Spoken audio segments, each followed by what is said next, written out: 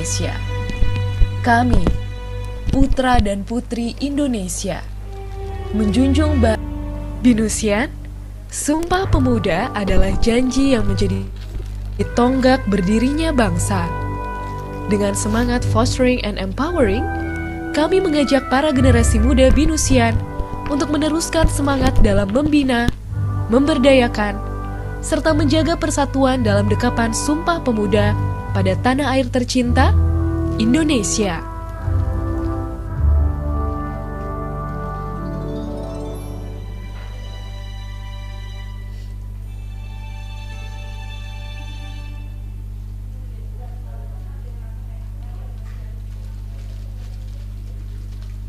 Look at someone and wonder what is going on inside their head.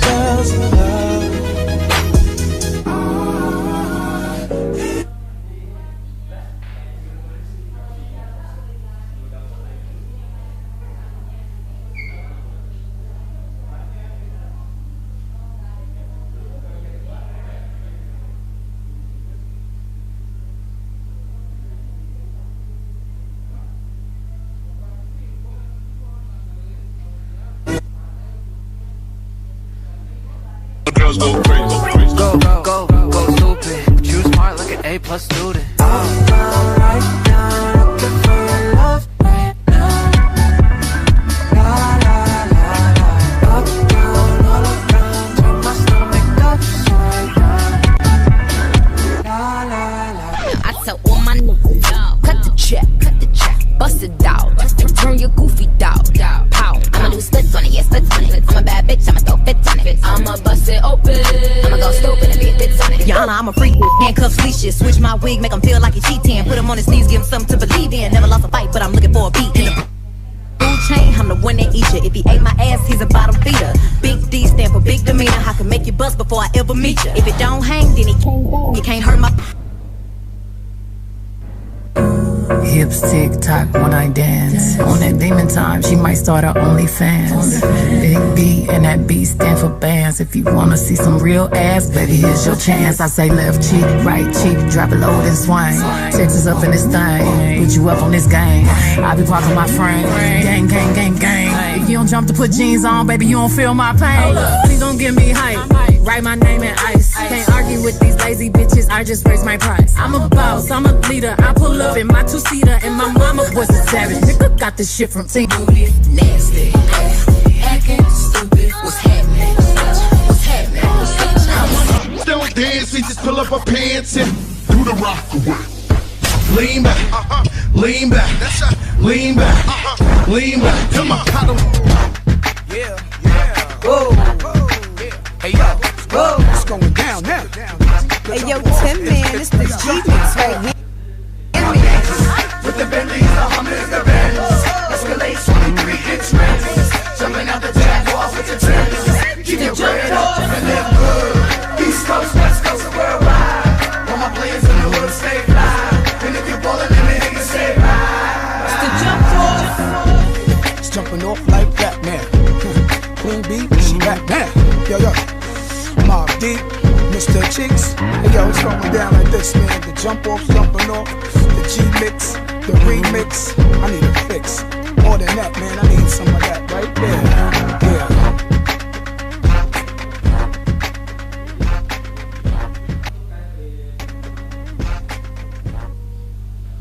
Baik, halo, selamat sore Bapak Ibu dan teman-teman semuanya. Selamat datang dalam BeConnect Experience Palembang, peran perempuan dalam pengembangan UKM di Sumatera Selatan. Perkenalkan, saya Cindy selaku MC pada hari ini yang akan memandu jalannya acara pada sore hari ini. Nah, sebelumnya teman-teman sudah tahu belum sih apa itu BeConnect Experience? Jadi, BeConnect Experience adalah wadah berupa webinar untuk teman-teman mengembangkan potensi diri melalui sharing yang akan disampaikan oleh narasumber nantinya. BeConnect Experience dengan tema peran perempuan dalam perkembangan UKM di Sumatera Selatan yang akan dipaparkan langsung oleh Ibu Yeni Febrianti, SSI, MSI, selaku Kepala Seksi Pengembangan Teknologi Industri Pangan dan Tekstil Dinas Perindustrian Sumatera Selatan. Sebelum kita mulai acara kita pada sore hari ini, Saya mau mengingatkan bagi Bapak Ibu dan teman-teman semua, jika nanti ada pertanyaan mengenai hal yang akan dibahas pada tema kita hari ini, nanti boleh langsung tanyakan pada kolom chat ya, ataupun raise hand pada sesi Q&A nanti. Boleh juga buat Bapak, Ibu, dan teman-teman untuk mengupdate kegiatan ini dengan memposting di sosial media Bapak, Ibu, dan teman-teman dengan men-tag Binus Online Learning. Dan jangan lupa, nanti di sesi akhir akan ada link yang dibagikan oleh panitia untuk mendapatkan sertifikat Bold Series pada hari ini. Maaf di Connect Experience pada hari ini. Tanpa banyak basa-basi lagi, saya langsung aja mengundang narasumber kita, ada Ibu Yeni. Halo Ibu. Halo, Assalamualaikum. Waalaikumsalam Ibu, selamat sore. Selamat sore. Sebelumnya izin ya, sambil di jalan nggak apa-apa ya? Iya, nggak apa-apa Ibu. Apa kabarnya nih Bu? Alhamdulillah, sehat. Gimana Mbak Cindy? Alhamdulillah, sehat Ibu. Oke, kalau gitu langsung aja mungkin ya Bu untuk pemaparan materinya dari Ibu. Ya, boleh izin bahannya di-share ya Mbak? Iya, boleh.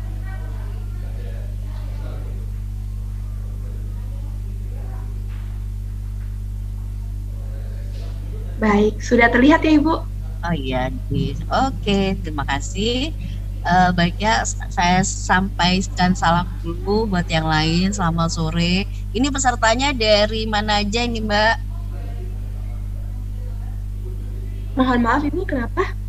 Halo, pesertanya dari mana aja ini? Oh, untuk pesertanya menyebar Ibu, ada dari mana-mana karena kan Binus Online Learning kan menyebar ya mahasiswanya dari mana-mana. Jadi pastinya juga dari mana-mana juga. Mahasiswa Binus ya? Iya, mahasiswa Binus juga ada yang umum juga Ibu. Oh, ada yang umum juga, baik. Sebelumnya perkenalkan, nama saya Yeni Febrianti. Sehari-hari itu saya dinas di Dinas Perindustrian Provinsi Sumatera Selatan ya. Jadi kami dari Dinas Perindustrian Sumatera Selatan itu membina IKM ya, kami ngomongnya industri kecil menengah di 17 kabupaten kota di Sumatera Selatan gitu ya. Mungkin bisa next dulu. Ini bahannya hari ini temanya adalah bagaimana peranan perempuan ya Mbak dalam mengembangkan IKM di Sumatera Selatan ya khususnya ya Mbak ya. Gimana suaranya, jelas nggak Mbak? Iya jelas Ibu, boleh lanjut aja. Nah, jadi kami dari Dinas Perindustrian itu membina IKM itu dalam 5 bidang ya. Dalam 5 bidang, ada bidang pangan, sandang, kerajinan, kimia, dan logam ya. Gimana peranan penting perempuan dalam mengelola IKM ini? Terutama di bidangnya di UPTD ya, di bidangnya saya itu kami ada 2 perempuan ya. Saya bilang ada 2 perempuan yang memang 2 kasih perempuan yang ngurusin IKM. Nah, coba next dulu. Halo. Dalam membina IKM ini kami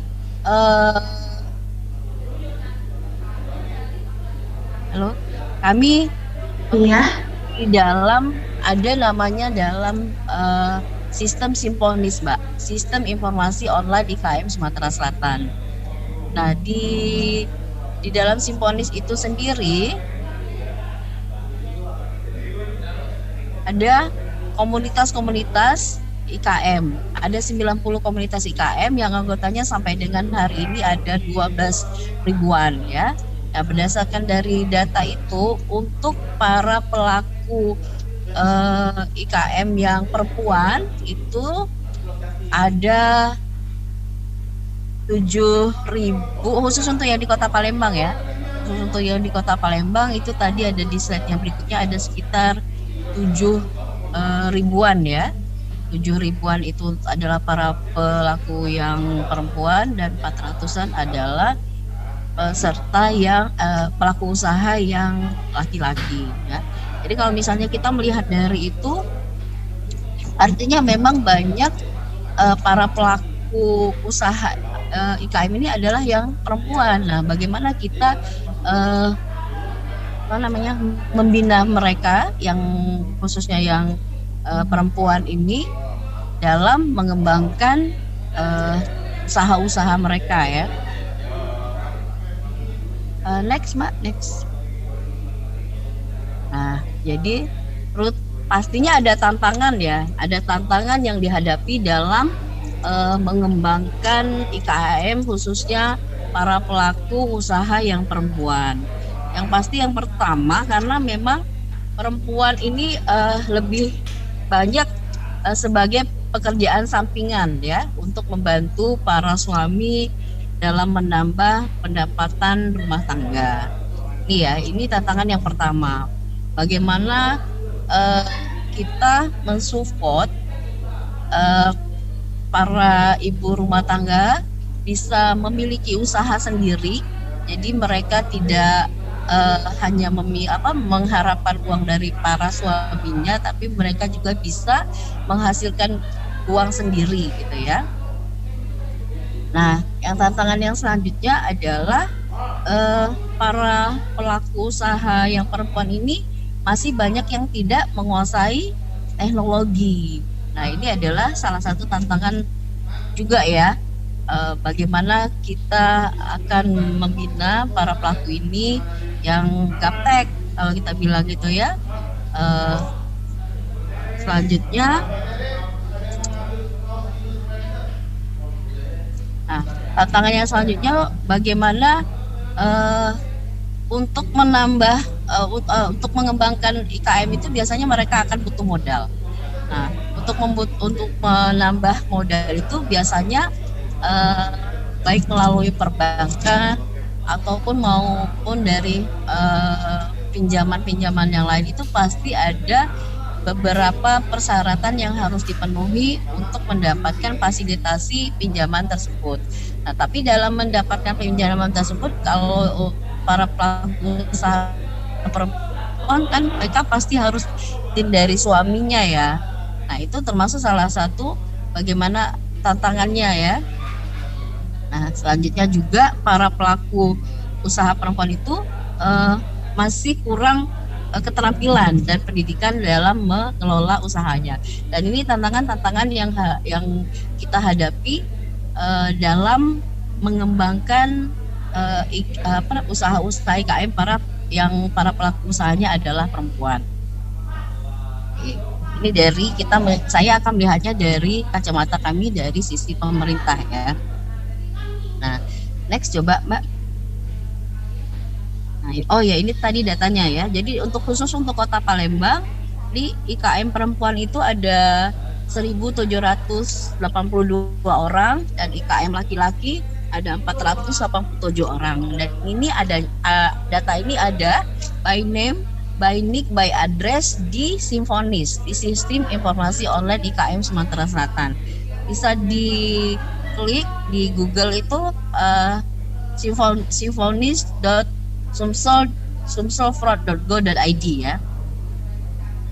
Jadi di situ ada 3 konten, ada blog site, ada galeri, dan ada registrasi. Nah, yang diregistrasi itu adalah database-nya IKM binaan dari Dinas Perindustrian. Oke, coba next. Halo. Next. Ya, sebentar ya Ibu. Ada. Nah, benar yang ini ya Bu. Nah, cuma kalau kita membina IKM yang perempuan ini, bukan hanya ada sisi negatifnya, tapi juga pasti ada sisi positifnya ya. Nah, dari sisi dari dampak positifnya itu, yang pertama, dengan banyaknya para pelaku usaha perempuan, otomatis harapannya adalah mengurangi angka kemiskinan. Nah, di Sumsel sendiri itu masih angka kemiskinannya masih 2 digit. Dan harapan dari Pak Gubernur Sumatera Selatan, Pak Herman Deru ya, akan menurunkan angka kemiskinan di Sumatera Selatan itu kalau bisa di 1 digit ya, dan ini terus kita upayakan ya. Nah, selanjutnya dampak positifnya adalah para pelaku usaha perempuan ini dapat menjadi penyangga perekonomian rakyat, selain juga dapat meningkatkan pertumbuhan ekonomi, di mana menjadi sarana pemerataan kesejahteraan rakyat ya pasti nantinya ya. Karena jumlah para pelaku usaha tadi yang perempuan tadi kan bisa kita lihat itu lebih banyak daripada yang laki-laki ya. Nah, otomatis mampu menyerap tenaga kerja juga akan lebih besar lagi ya. Oke, lanjut.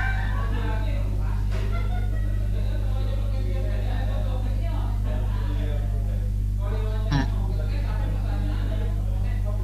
mengapa para pelaku usaha yang perempuan itu lebih banyak daripada yang laki-laki? Karena memang banyak kelebihan-kelebihan ya dari perempuan itu, sehingga menjadi dominan ya di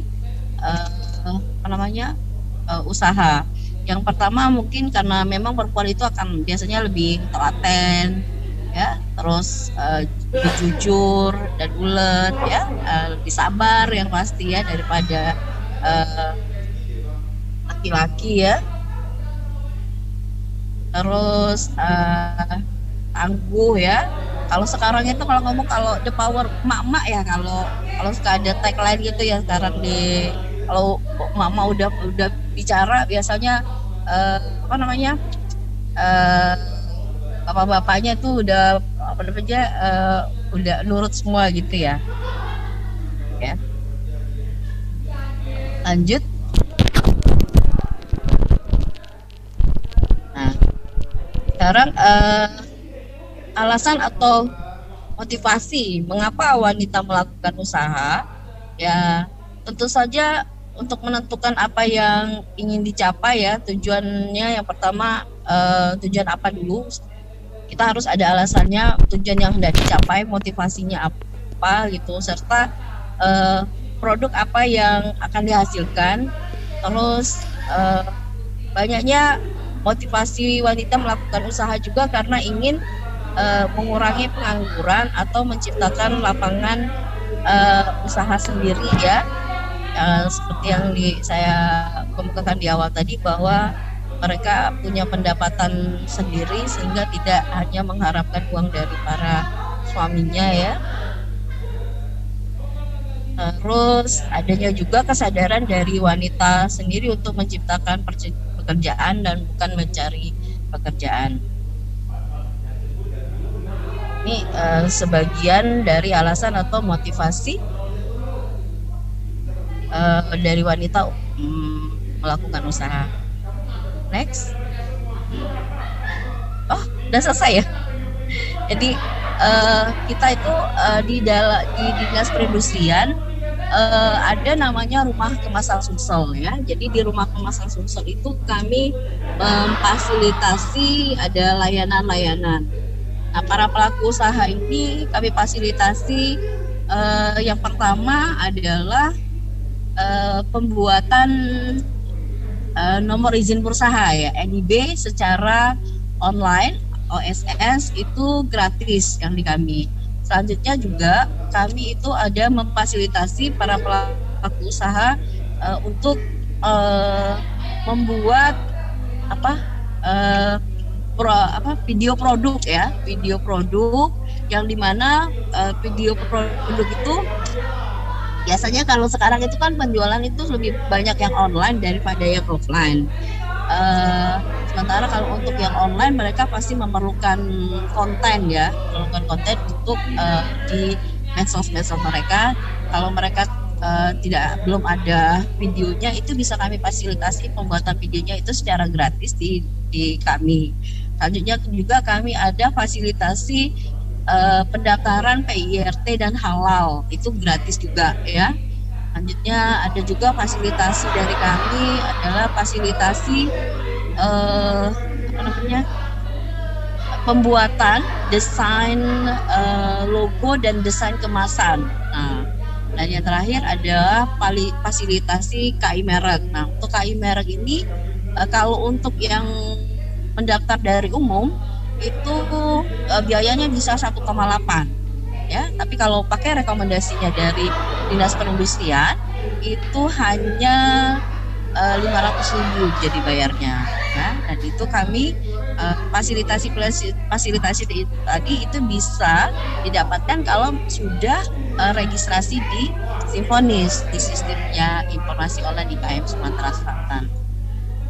Dan sampai saat ini kami sudah membina IKM itu ya, ada 90 komunitas. Jadi IKM ini biasanya ada komunitasnya. Dan sampai sekarang ada 90 komunitas dan macam-macam itu komunitasnya. Ada yang khusus untuk pengusaha pempek, ada yang khusus untuk pengusaha kue, ada juga handicraft, ada juga rajutan ya. Terus ada juga dari komunitas, misalnya komunitas Sofi, komunitas Bukalapak ya, itu dan sampai dengan sekarang registrasi di Simfonis itu ada 12.000 sampai dengan hari ini.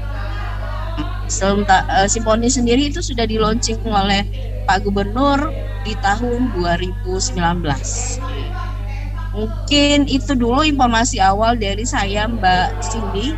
Kalau ada pertanyaan boleh, karena saya lagi di jalan. Iya, baik. Wah, keren banget ya. Terima kasih Bu Yani untuk pemaparan materinya. Dan untuk teman-teman mungkin yang udah punya pertanyaan, nyimpen pertanyaan dari tadi, boleh langsung ditanyakan Ibu Yani. Mau ada Ibu Yani nih di sini. Mungkin tadi kan kita juga udah sempat membahas unit tentang IKM ya Bu ya. Ya. Tapi kalau perkembangannya sendiri di Sumatera Selatan tuh bagaimana ya Bu untuk IKM-nya? Kalau sekarang itu IKM kita itu sudah sangat sudah sangat maju ya kalau kami bilangnya, karena kemarin kami baru melaksanakan Bulan Mutu Nasional. Jadi Bulan Mutu Nasional itu kemarin dilaksanakan di Sumatera Selatan. Nah, di tahun kemarin itu dilaksanakan tiap tahun ya, dan berkala, dan tahun ini pelaksanaannya dari pusat, dari Kementerian Perindustrian itu dilaksanakan di Sumatera Selatan. Nah, kemarin itu IKM kita ada 14 IKM kita itu yang sudah SNI, Standar Nasional Indonesia. Nah, dan kita juga sudah bantu peralatan teknis untuk pemenuhan SNI mereka ya. Nah, kalau sekarang kalau kita bilang siap ekspor, IKM kita ini sudah produk-produknya sudah berkualitas semua ya, sudah siap ekspor. Dan PR-nya kami dari pemerintah itu adalah bagaimana mencari buyer kalau sekarang ya. Beberapa usaha-usaha sudah kami lakukan, terutama mencari agregator ya, agregator, trader itu udah bagaimana melingkan para IKM ini dengan sehingga dapat bayar di luar negeri gitu ya. Oke. Tadi kan juga sempat membahas tentang tantangan yang dihadapi oleh perempuan ya Bu ya di Sumatera Selatan. Tentunya karena banyak sekali pertimbangan juga kenapa sih perempuan harus punya peran di dalam IKM ini. Tapi dari pemerintah sendiri ada tantangan tersendiri nggak sih Bu untuk menggerakkan para perempuan tersebut? Kalau menggerakkan ya tidak ada tantangan yang berarti ya sebenarnya, karena memang secara statistik memang kita lihat memang lebih banyak perempuan ya daripada laki-laki yang para pelaku usaha kita ini kan. Iya, benar. Baik Ibu. Dan ini udah ada yang pertanyaan nih Bu dari Kak Keisha. Bu, kemarin aku kalau ada IKM Sumsel Award 2022, itu sebenarnya ada dampak ekonomi nggak Bu untuk IKM yang ada di Sumatera? Dinas Perindustrian Sumatera Selatan itu membina IKM itu dalam 2 tahap ya. Pertama itu adalah kita akan membantu mereka dalam masalah perizinan. Misalnya kalau mereka sudah punya manajemen usaha ya, kita ajarin bagaimana mereka membuat laporan pembukuan, bagaimana cara sistem pembukuan lengkap, terus mereka itu dengan mengajak mereka pameran, bazar ya. Terus kita juga next year itu ada IKM Social Award. Jadi penghargaan bagi para IKM dengan kriteria yang memang sudah kita tentukan. IKM Social Award yang kedua. Pemenang-pemenangnya itu adalah IKM dengan produk yang benar-benar berkualitas ya. Pertanyaannya tadi apakah itu mempunyai dampak ekonomi? Ada berdampak ekonomi, terutama meningkatkan dari penjualan dari IKM itu sendiri ya. Terus kan mempengaruhi walaupun belum terlalu besar ya. Yang pastinya yang berdampak itu adalah bagi sesama IKM, mereka mempunyai motivasi untuk memperbaiki saing gitu ya. Yang masuk ke DM Bimus bertahan pada era yang tidak pasti dan memiliki banyak tantangan pada perkembangan satu IKM yang ada di Sumsel. Apa? Gimana, Mbak? Iya Bu ya, kan kita di era yang tidak pasti karena corona juga, itu kan memiliki banyak tantangan tersendiri. Dalam perkembangannya sebuah IKM itu tantangannya seperti apa cara menghadapinya? Ya, jadi kita itu di ada ini model kanvas ya. Itu ada di kanvas itu bagaimana kita tidak hanya menjual satu produk ya, tapi kita ada produk lain untuk mensupport dari produk utama gitu ya. Jadi begitu kita ada produk yang utama yang macet, penjualannya berkurang, kita ada support dari produk lain yang operasional gitu ya. Tapi itu ilmunya nanti Mbak Cindy itu harus ada sesi lain, nggak bisa dibahas di sesi ini ya. Bakal panjang ya Bu ya. Cara detail gimana macet yang ini yang lain gitu. Model ini ada pertanyaan ya. Pegang simpan bergerak itu kayaknya dijual aja tahun ini. Iya, tapi mudah-mudahan ya mungkin prediksi memang tahun depan kita akan ada itu ya. Tapi mudah-mudahan lah kita kan selalu berdoa yang terbaik lah ya. Mudah-mudahan tidak ada sampai jatuh itu kan perekonomian Indonesia. Kita jangan sampai yang kejadian. Bersama ya Bu ya kalau seperti itu. Nah, ini ada pertanyaan juga dari Juwandi. Keren sih. Mungkin ini menyambung dari pertanyaan sebelum yang barusan ya Bu, yang sebelumnya tadi. Untuk biaya untuk membantu kegiatan program dari mana ya Bu? Terus nanti itu akan ada di mana saja? Kalau program itu ada di anggarannya kita ya, anggaran APBD, anggaran belanja negara daerah. Ada juga yang disupport dari APBN juga. Kalau mau pengajuannya itu biasanya lewat proposal, bisa lewat proposal, terus dia dalam bentuk KUB ya, kelompok usaha bersama ya. Silakan diajukan ke Dinas Perindustrian. Nah Bu, kalau misalnya nih jumlahnya perempuan di Sumatera Selatan lebih sedikit pada jumlah laki-laki, tidak sesuai fakta seperti saat ini, apakah akan ada perubahan juga dalam sisi IKM yang akan dikembangkan? Saya kira akan ada trik lain ya, akan ada trik lain dan akan ada kebijakan-kebijakan lain juga kalau seandainya memang kondisi itu terjadi ya Mbak ya. Oke. Mungkin Bu, bagaimana sih cara menghadapi tantangan dalam mengembangkan IKM? Pasti dari pemerintah juga mengalami. Bagaimana menghadapinya? Saya ini kalau boleh sharing itu ada, kita kan ada komunitas rajut ya. Jadi komunitas rajuter itu kebanyakan perempuan, malahan perempuan semua ya, kalau ngomong perempuan semua. Dan ada yang manula, dan yang manula itu pernah datang ke saya, ke ruangan saya. Mereka itu minta mau bikin NIB, nomor izin berusaha ya.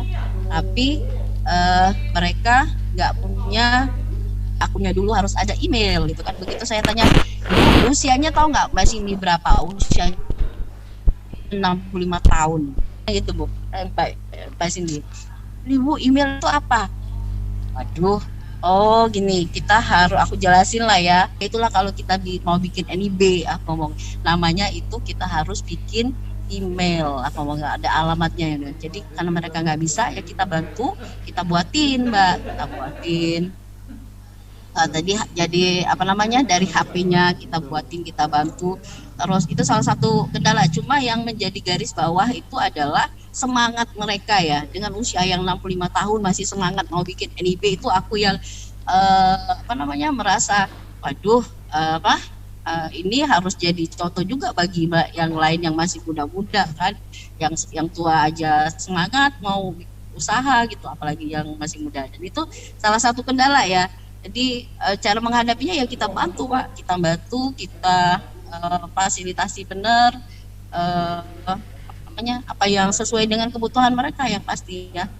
Ini itu yang contoh kecil aja. Kalau misalnya yang contoh besarnya itu kita biasanya melihat dari ini kebutuhan itu sesuai dengan proposal yang masuk. Kita lihat nih, ini apa nih kebutuhannya apa sih sebenarnya, itu kan yang apa yang benar-benar dibutuhkan oleh para pelaku IKM ini ya. Terus kalau misalnya memang kita bisa support di anggarannya kita, biasanya kita akan anggarkan gitu Mbak. Baik, semoga kayak yang kemarin ya, yang BMN kemarin kan. Jadi untuk menuju SNI, ya, untuk SNI itu ada alat teknis yang harus dipenuhin.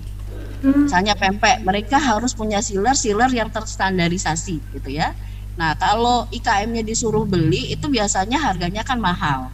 Nah untuk membantu itu kita anggarkan kita anggarkan, kita belikan sehingga SNI-nya itu bisa keluar, bisa lolos. Nggak keluar. Gitu. Ini tuh contohnya Mbak. Wah, menarik sih Bu ini. Mungkin ini nyambung juga dengan pertanyaan Kak Kesha ya Bu.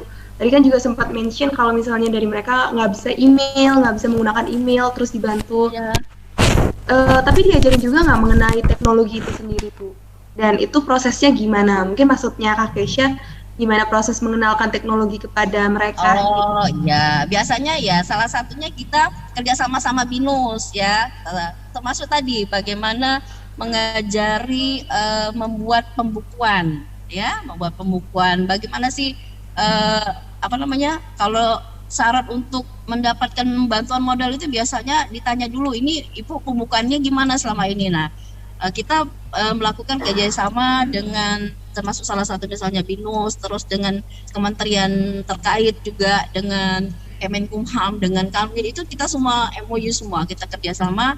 Jadi kita fasilitasi sehingga IKM itu bisa kita datangkan, kita latih gitu ya, kita sampaikan informasinya ke mereka gitu Mbak. Oke Bu, semoga terjawab ya pertanyaannya Kak Kesha. Kak Kesha ini mungkin tertarik banget dengan tema kali ini Bu, peran perempuan. Nah, selanjutnya Bu ada pertanyaan lagi dari Kak Teresia Diana. Bu, gimana ya kita bisa menyemangati para womanpreneur untuk berani memulai usahanya? Gimana ya? Mungkin semangat itu kadangan ya datangnya itu harus dari diri sendiri lebih ya. Daripada kita datang dari orang lain, biasanya kita lebih dari diri sendiri itu akan lebih kuat. Cuma kalau sekarang itu, kalau IKM itu kalau aku lihat ya, misal ya dengan teknologi sekarang, dengan medsos ini ya, ada baik itu Facebook, baik itu IG, apalagi lewat TikTok ya sekarang ya. Misalnya ada IKM yang nge-share apa, wah alhamdulillah BPOM ku udah keluar, alhamdulillah halalku udah keluar ya. Itu kadang kan memberikan motivasi juga bagi IKM lain untuk mengurus perizinannya. Jadi ada juga contoh lucunya Mbak. Jadi kita kalau BPOM itu ya, BPOM itu adalah perizinan untuk produk beku gitu ya.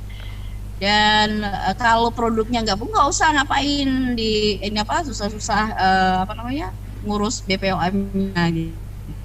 Online pasti produknya dibekukan gitu ya, divakum, dibekukan baru bisa dikirim kan.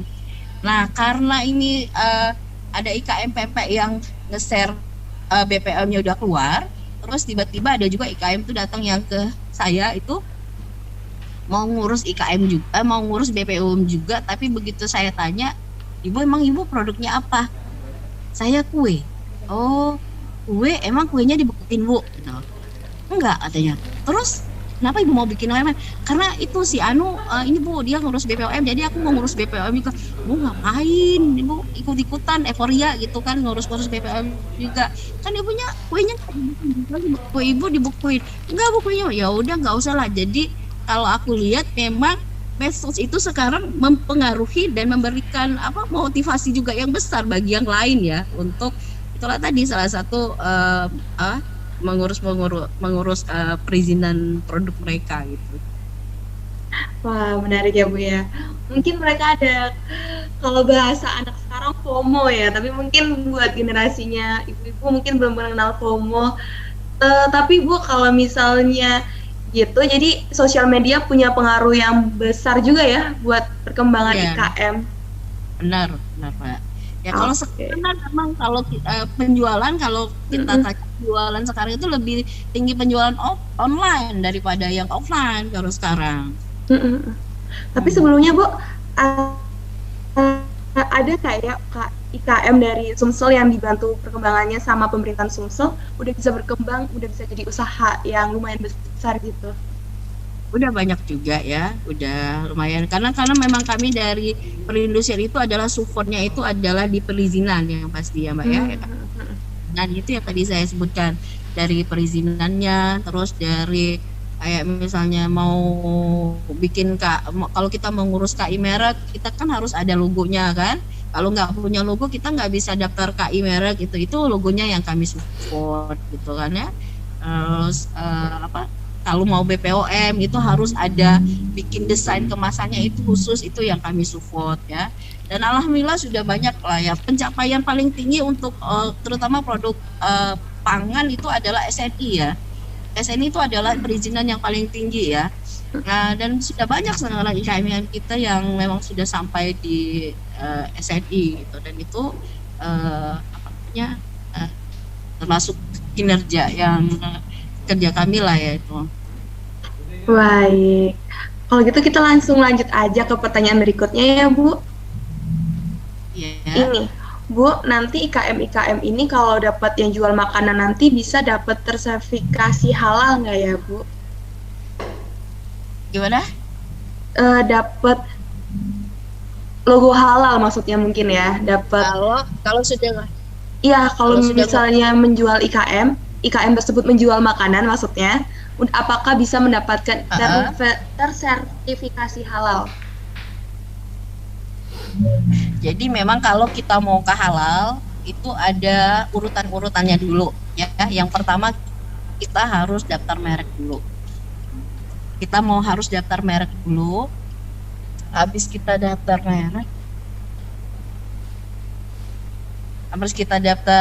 merek, baru kita ngurus NIB ya.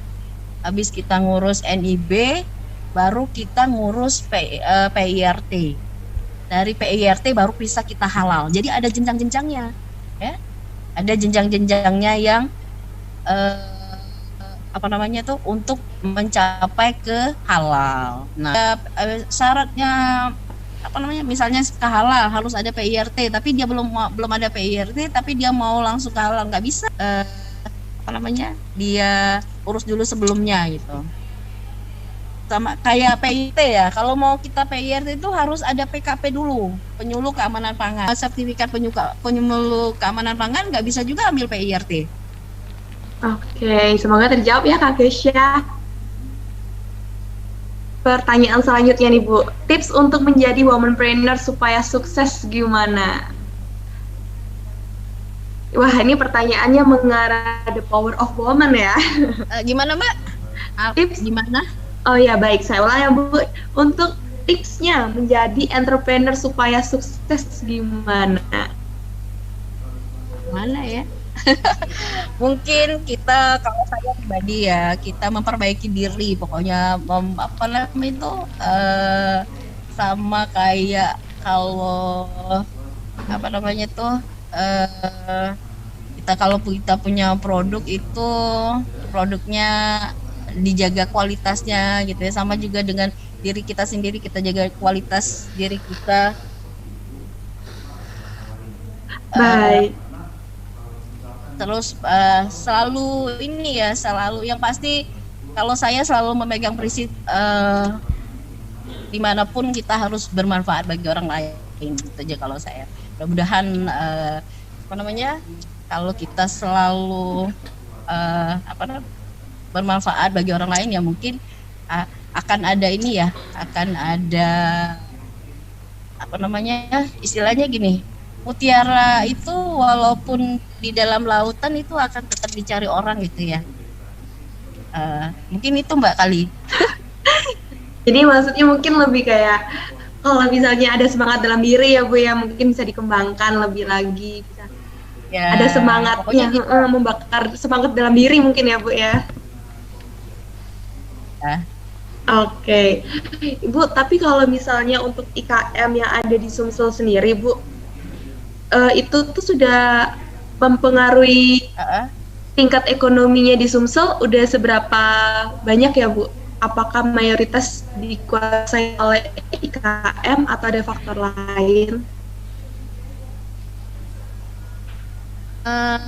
Memang kalau kita ngomong itu ada datanya sendiri ya. Tadi saya nggak sempat minta datanya sama orang program, tapi ada berapa nilai, ada nilai pertumbuhan ekonomi PDRB itu ada beberapa persen gitu berpengaruh Mbak untuk jadi ada industri kecil. Oke. Kalau dalam IKM sendiri pasti kan akan mengeluarkan pengeluaran dan ya kan Bu, dan akan ada pemasukan juga. Kalau gimana sih untuk menekan pengeluaran yang ada di IKM itu, Bu? Pengeluaran ya. Pengeluaran dari pribadinya atau dari sisi dari produksi atau gimana nih, Mbak? Mungkin maksudnya dalam sisi seluruhan mungkin ya, Bu. Iya nggak Pak ya? Ya nggak. Kalau misalnya memang dia tipe yang memang apa namanya ya, atau memang dia memang orangnya agak sedikit hemat gitu kan, itu nggak bisa juga kita namanya kita ini ya, kita halangin atau kita pengaruhi ya. Oke, Bu. Semoga terjawab ya, karena pertanyaannya masuk berupa DM, Bu. Nah, selanjutnya ada pertanyaan juga dari Calvin Kristianto.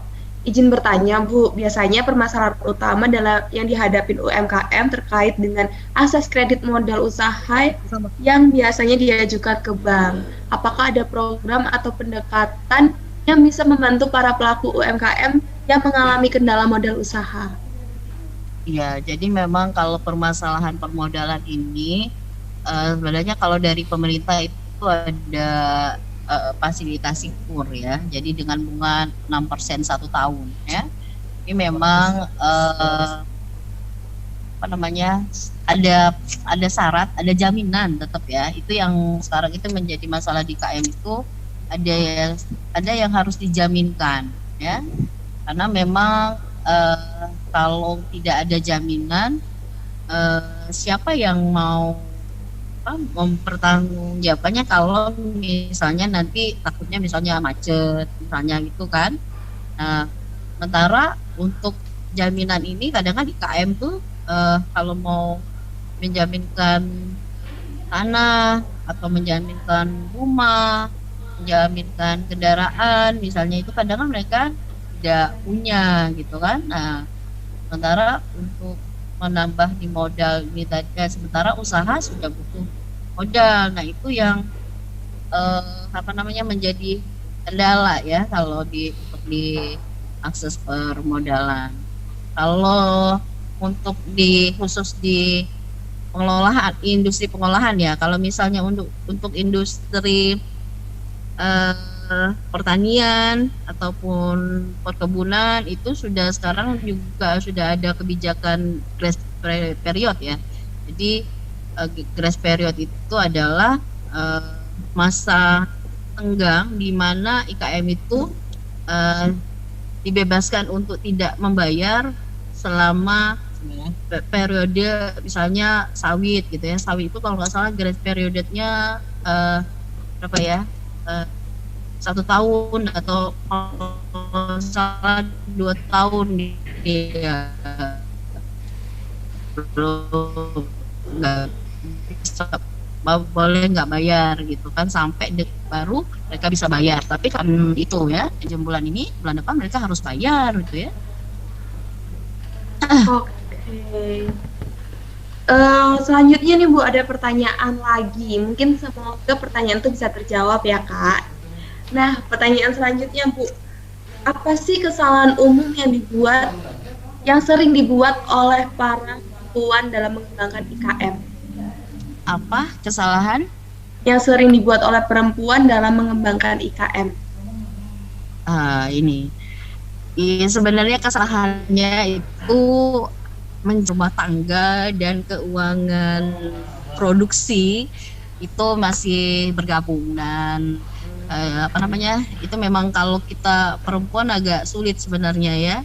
Tapi mungkin itu yang selama ini menjadi, kalau saya tanya sama IKM itu masih yang mencampur itu keuangannya. Kalau misalnya ya, tapi kalau misalnya kita suruh tidak mencampurkan, tapi mereka kan istilahnya mau makan gitu kan. Jadi kalau nggak harus kejam, kalau misalnya nggak kejam, ya itu tadi akibatnya uang modalnya, uang dari harusnya untuk produksi lagi itu akan terpakai gitu. Terpakai, jadi nggak ada modal lagi. Ya. Oke. Kesulitannya itu ya. Kita dari perempuan. Karena kebanyakan dari perempuan mungkin kayak, oh dipakai ini dulu deh, pakai buat ini dulu, nggak sadar habis. Iya, kita pakai harapan ini bisa muter ya, bisa nanti bisa nutup, ternyata yang kepake udah. Nah, selanjutnya nih Bu, bagaimana, ini menarik sekali pertanyaannya Bu, bagaimana para IKM bersaing dengan perusahaan besar maksudnya ya? Bagaimana para IKM bersaing dengan pengusaha besar atau perusahaan besar? Kalau sekarang itu saya juga selalu ngomong sama IKM itu walaupun kompetitor, tapi harus sinergi ya, apalagi dengan perusahaan besar. Kalau perusahaan besar itu kita selalu berusaha link and match ya. Kita ada link and match, bagaimana apa yang dibutuhkan oleh perusahaan yang besar itu akan dilingkan dengan IKM yang kecil ya. Jadi bukan yang besar malah membunuh ya, dalam tanda kutip yang kecil-kecil ya, tapi mereka malahan mengambil produk dari yang kecil itu untuk mensupport dari perusahaan. Nah, kalau untuk yang misalnya ya sama-sama perusahaan, sama-sama ya IKM pempek, kalau mereka punya orderan yang banyak gitu kan, mereka tidak bisa memproduksinya sendiri, mereka bisa sesama itu untuk mensupport dari orderan yang mereka tidak sanggup beli tadi gitu ya. Nah, kalau contohnya kalau link and match itu misalnya untuk yang hotel, misalnya untuk hotel mereka ada lupa ya, kalau menyediakan kopi, menyediakan apa namanya gimmick-gimmick yang dari pengusaha kecil, itu ngambil dari pengusaha kecil untuk ditaruh di hotel misalnya gitu contohnya. Kalau untuk yang industri besar ya, sawit misalnya ya, industri besar sawit, mereka kan ada butuh apa namanya untuk yang nyadap itunya tuh ngambil buah TBS-nya itu, dan jadi kafaknya atau apa itu bisa diambil dari industri yang logam gitu. Ini tuh. Oke, Bu. Nah, ini ada pertanyaan dari Kak Ima. Apakah ada referensi atau link atau komunitas untuk para pengusaha wanita, Bu? Ingin join tapi nggak tahu info-info komunitasnya, Bu. Oh, banyak, boleh. Kalau yang pernah sih sama Mbak JJ ya, nanti saya kasih nomor ketuanya, boleh dihubungin. Sama ketuanya Mbak Ati, itu salah satu komunitas yang aktif juga. Jadi kalau TUW itu di pusat ada, di Sumsel juga ada. Oke. Mungkin bisa juga nyari-nyari dari Instagram ya, Bu. Kadang biasanya komunitas tuh punya Instagram sendiri atau TikTok sendiri yang biasanya mereka mempromosikan komunitasnya di sana. Nah, pertanyaan selanjutnya nih, Bu. Apakah di situasi Indonesia tahun ini cukup kondusif untuk memulai usaha kecil? Kalau menurut saya, kalau usaha kecil ya, ya dengan Bismillahirrahmanirrahim menurut saya. Insya Allah lah. Kalau itu artinya rezeki udah ada yang ngatur ya, Bu ya, udah dari Tuhan yang atur. Kalau misalnya emang udah jalannya, pasti akan berkembang sendirinya. Nah, selanjutnya dengan niat baik ya. Iya, benar. Selanjutnya nih, Bu, apakah untuk memulai usaha harus memiliki skill bisnis? Oh, harus ya, terus ada. Jadi kalau memang belum ada, kalau sekarang tuh kayak kita ada apa namanya, kalau komunitas kue, komunitas pempek itu mereka kadang ada cooking class ya. Iya, oke. Udah kembali Kak. Udah kembali Bu. Nah, ada yang minta dijelaskan lebih detail lagi Bu, untuk caranya gimana sih Bu, atau cara punya skill untuk mengembangkan bisnis itu seperti apa? Kalau untuk mengembangkan skill itu bisa apa namanya, kalau seperti ini kami dinas itu kami biasanya ada mengadakan BIMTEK, mengadakan pelatihan karena kami memang membina IKM itu melalui komunitas, jadi ikut dulu komunitas, jadi semua informasi BIMTEK, informasi pelatihan, informasi webinar, informasi apapun itu akan kami share dengan ketua komunitas ya. Jadi dengan komunitas juga mereka itu sesama anggota itu juga akan mendapat informasi yang nantinya berguna bagi pengembangan usaha dia, Mbak. Oke. Nah. Tapi Bu, kalau misalnya gitu kan biasanya ada beberapa orang yang selalu bilang kayak, udah yang penting mulai aja dulu gitu, kayak nggak ngerti skillnya, nggak ngerti ilmu bisnisnya, yang penting mulai aja dulu, berani dulu. Gitu gimana tanggapannya Ibu? Kalau menurut saya ya biasanya mereka awal-awal dari iseng tapi berhadiah. Iya benar. Ya, tapi memang nanti nanti akan ada kendala. Misalnya ya, kalau kayak sekarang itu yang sering hal itu Mbak, baru mau angan-angan punya usaha, artinya kan masih jauh ya, angan-angannya pun belum ada, mau punya usaha, tapi itu mereknya kita harus daftarin duluan ya. Nah, harus daftar duluan mereknya. Kalau kita sudah itu tadi, kalau misalnya kayak kata Mbak Cindy, udahlah mulai aja dulu ya, kejadiannya itu banyak. Dia sudah jalan usahanya 5 tahun misalnya, sudah halal gitu ya. Begitu mau dia daftarkan mereknya, ternyata mereknya sudah dipakai orang lain. Nggak bisa lagi dia mau daftarin. Iya. Resikonya adalah dia harus mengganti semua perizinannya. Nggak bisa dicek dari judul. dengan merek yang baru. Sementara jalan nih, Digital Palembang. orang sudah kenal dia dengan merek A gitu misalnya. Tapi merek A ini udah nggak bisa lagi dia pakai. nggak bisa dia pakai karena itu sudah menjadi merek orang lain. Itu akan menjadi kelemahan ya, kelemahan. Nah, tapi tetap ada triknya, tetap triknya. Biasanya kita kasih sama IKM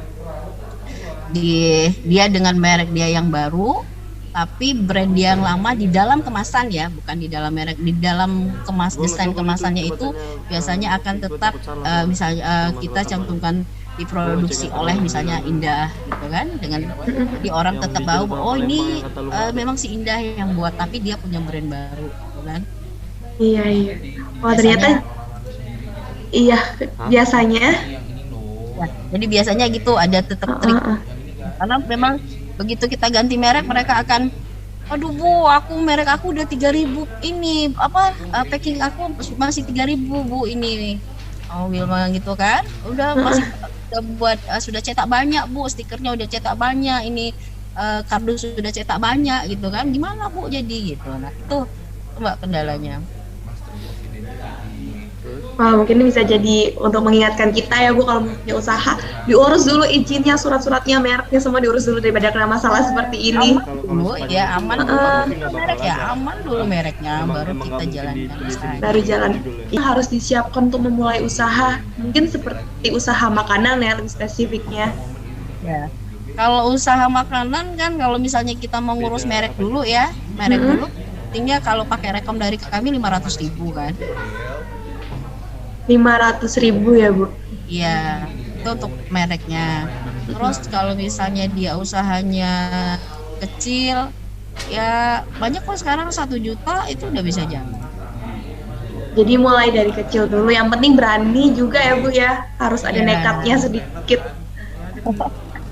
Tapi Bu, kalau misalnya untuk IKM sendiri, apalagi kan isinya banyak perempuan gitu, ada nggak sih Ibu kayak kendala? Mungkin perempuan kan juga harus mengurus keluarganya di rumah, buat kayak fokus mengembangkan IKM tuh mungkin itu juga jadi salah satu pertimbangan yang berat. Tapi gimana pemerintah bisa menggerakkan itu juga? Nah, jadi memang kalau kita memang perempuan itu kalau memang yang sudah izin dulu sama suaminya ya pasti ya. Mau dia buka usaha Ridho suaminya nanti usahanya juga nggak lancar benar sama ya, itu saya saran saya yang pertama. Yang kedua, kalau misalnya memang sudah mau jalan berusaha, deketin pemerintah. Kami banyak program yang bisa dimanfaatkan ya oleh para KM dalam mengembangkan usahanya. Silakan gitu, kami pasti selalu terbuka gitu ya. Dan yang ketiga tadi itu punya komunitas, harus punya komunitas sekarang, dan jangan menganggap usaha yang sama itu adalah sebagai kompetitor. Sekarang itu nggak zaman lagi kita kompetitor, walaupun usaha kita sama kan, karena memang rezeki itu katanya tidak akan tertukar karena sudah tertakar ya. Baik banget nih. Tapi sebelumnya kita mungkin balik ke pertanyaan sebelumnya ya Bu. Apakah sulit untuk mendaftarkan nama bisnis? Jadi kalau untuk daftar merek ya, jadi daftar merek itu ada ilmunya juga. Jadi kalau boleh dibuka Google sekarang, diklik pangkalan data.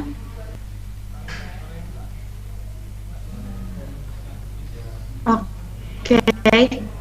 Di situ ketik merek yang akan kita daftarkan. Misalnya Cindy. Ketik coba Mbak. Cindy. Di searching. Ada kan ada tanda searching sebelah kanan? Sudah.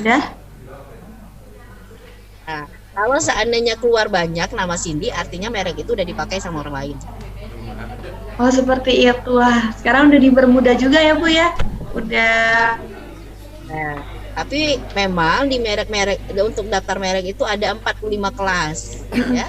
Jadinya pakai apa? Ada 45 kelas. Kita tidak boleh, yang tidak boleh itu adalah mendaftarkan nama dalam satu kelas, mendaftarkan nama yang sama dalam satu kelas. Misalnya, Mbak Cindy lihat di situ, ada yang sudah daftar Cindy di kelasnya 29 misalnya. Jadi Mbak Cindy nggak bisa lagi daftar nama Cindy di kelas 29. Tapi kalau seandainya di kelas 30 nggak ada nama Cindy, bisa Mbak Cindy daftarin. Nah, tinggal produk kita masuk di kelas mana. Biasanya kalau pempek, bakso, somai, batagor itu satu kelas, di kelasnya 29. Kalau kue, keripik itu kelas 30. Nah, itu nanti kita bisa kita lihat juga Mbak kelas-kelasnya. Itu cara mengecek. Jadi kita cek dulu di situ. Kalau sudah nggak aman, begitu kita ketik ya, kita ketik itu nggak ada yang kosong, berarti itu mereknya belum ada yang pakai. Tapi hati-hati juga, dia tidak boleh sama lafal, menyerupai pada pokoknya atau menyerupai secara keseluruhan itu akan dianggap sama. Misal ya, Cindy pakai Y kan? Iya, benar. Dengan Cindy pakai I ujungnya, itu sama lafalnya Mbak. Jadi misalnya Mbak Cindy pas ngecek, oh ternyata yang ada adalah Cindy pakai Y. Aku mau pakai I aja, I masih kosong. Nah, itu dianggap pasti nggak lolos karena sama lafalnya dengan Cindy pakai Y. Nah, Oke. Mungkin seperti ini ya Bu, sekalian saya contohin mungkin ya. Itu ya, itulah Cindy ya. Iya. Nah, Cindy itu, tas lagi Mbak, tadi ada yang warna biru. Ya, ini. Itu kan ada status didaftar. Bacaannya didaftar kan yang warna biru? Iya, benar Bu, didaftar. Ya, berarti dia itu statusnya sudah terdaftar tuh. Kita nggak bisa lagi daftar Cindy di kelasnya 18. Oke. Tapi yang bawahnya Mbak, tuh bawah Mbak, lihat ada yang berakhir. Berarti dia sudah habis. Masa berlakunya itu 10 tahun kalau untuk merek. Ya lagi di bawah, coba kita cari yang lain ininya Mbak. Ada nggak? Next. Atau mungkin lebih spesifik merek. Oh ini Bu, ada yang ditolak Bu. Nah itu ada ditolak kan? Ada ditolak karena memang sudah ada Cindy di kelas 3 pasti. Makanya mereknya ditolak. Tuh Mbak. Ya. Tapi Bu, kalau misalnya gini ada yang ditolak gitu, mungkin karena yang Cindy sebelumnya di kelas 3 tuh udah kepakai. Tapi kalau yang Cindy kelas 3 tuh udah habis 10 tahun, merek yang ditolak itu kalau mengajukan lagi apakah bisa diterima ya Bu? Kemungkinan bisa diterima kalau dia sudah berakhir. Karena orang itu udah ngajuin lagi kan? Bisa. Iya. Lolos kalau kita mengajukan.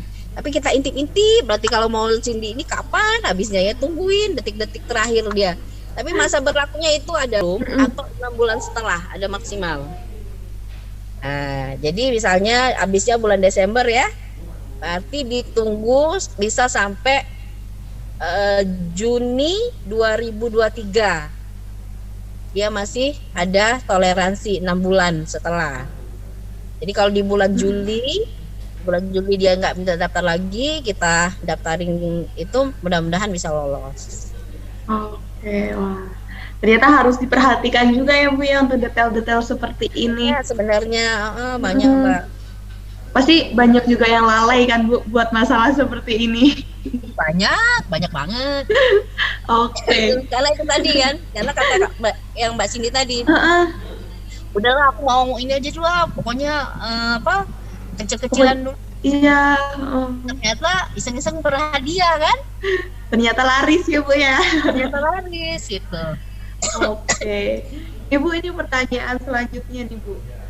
Bu, tips mengatur keuangan untuk IKM pemula. Nah, menarik juga nih Bu. Udah. Waduh, kalau itu kayaknya kita buka sesi khusus untuk pembukuan kayaknya.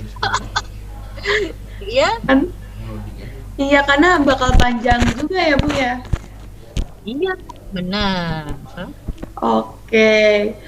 Kalau misalnya kita ngomongin buat binus Mbak Cindy. Kenapa nih Bu? Iya, kayaknya banyak nih yang pertanyaannya mengarah ke keuangan kan, masalah keuangan Heeh. usaha kan. Nah, berarti dibuka sesi untuk itu berarti. Iya, karena mungkin niatnya udah ada tapi bingung cara mengelola uangnya itu juga bisa salah satu faktor ya Bu ya. Karena kalau ada niat gak ada dana juga gimana mau jalan. Iya. Oke Ibu, mungkin segini dulu untuk pertanyaan kali ini buat teman-teman mungkin yang punya pertanyaan lagi bisa ditanyain secara mandiri ke Ibu Yeni atau cari-cari informasi mengenai komunitas-komunitas yang ada. Nah, sebelumnya terima kasih buat Ibu Yeni udah menyampaikan materinya dan juga terima kasih juga sepertinya Ibu Yeni ada kendala sinyal juga ya. Baik, saya lanjut. Terima kasih Ibu Yeni udah memberikan materi dan juga udah mau sharing ke kita. Terima kasih juga untuk teman-teman yang udah join di acara di Connect Experience Palembang kali ini. Nah, sebelum menutup acara, Bapak Ibu dan teman-teman, mari kita foto bersama dengan Ibu Yeni. Saya persilakan Bapak Ibu dan teman-teman buka kameranya. Boleh langsung pasang senyum yang cantik, yang manis, yang ganteng, biar di dokumentasinya bisa ganteng. Wah, sepertinya ada kendala sinyal di Ibu Yeni nih ya. Mungkin bisa langsung aja. Oke, dari panitia 1, 2, 3. Juga buat teman-teman dan Bapak Ibu untuk mengunjungi booth-booth yang ada di One X Connect karena menarik banget, ada banyak promo menarik dan juga beasiswa up to atau dicari sama Bapak Ibu. Selanjutnya jangan lupa untuk mengisi link yang udah dibagikan oleh panitia karena itu sebagai tanda topik menarik sehingga buat Bapak Ibu dan teman-teman juga boleh datang menyaksikan sharing dari para